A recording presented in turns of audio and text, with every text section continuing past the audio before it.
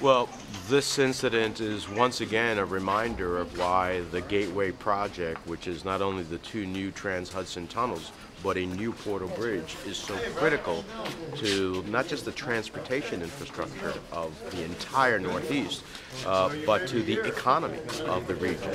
And this is why it's outrageous that President Trump is talking about vetoing an appropriations bill that we're looking to have money in for the Gateway project and the continuation of our Portal Bridge, new bridge, because this region generates between 20 and 25% of the gross domestic product of the entire United States.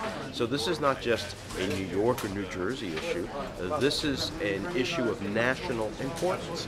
And so the petty political vendetta that President Trump seems to have is going to affect millions up and down the Northeast corridor. If every time they have to travel, they get stuck on the Portal Bridge because it can't close. So we're talking about century-old bridges, century-old tunnels. We need to get this infrastructure up for the 21st century. That's what we're fighting for in the Congress. It is my hope that in the Senate we will have money for Gateway, and then the President will have to decide whether he wants to veto it or not. What is your outlook with that latest report, Paul Ryan saying he cannot put it in the omnibus bill if he thinks the President has to veto it specifically because of Gateway? I mean, that was the latest political report yesterday. Yeah, well, we're going to challenge that. On the Senate side, we're insisting that there be money for Gateway. And so if that becomes the impasse over whether or not we can come to a national budget, so be it.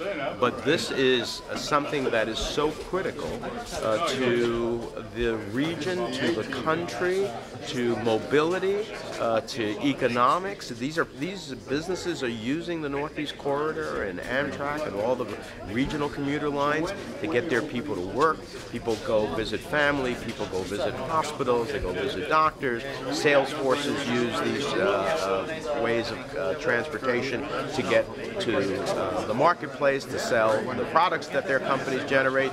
This is about enormous economic opportunity, and I also think security, because if people are stuck on a bridge because it can't close, if people are stuck in a tunnel that is 100+ years old, that was affected by Superstorm Sandy, well, we learned on September 11th, on that fateful day, that having multiple modes of transportation was also a national security question.